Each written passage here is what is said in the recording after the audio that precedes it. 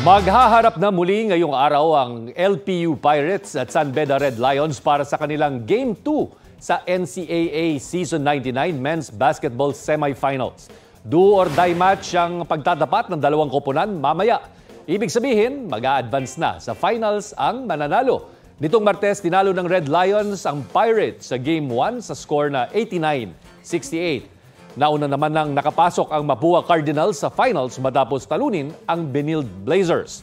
Mapapanood ang laro alas 3 ng hapon live sa GTV, pati na rin sa social media pages ng GMA Sports at NCAA Philippines. Kapuso, alamin ang maiinit na balita. Bisitahin at mag-subscribe sa GMA Integrated News sa YouTube. Sa mga kapuso abroad, samahan nyo kami sa GMA Pinoy TV at sa www.gmanews.tv.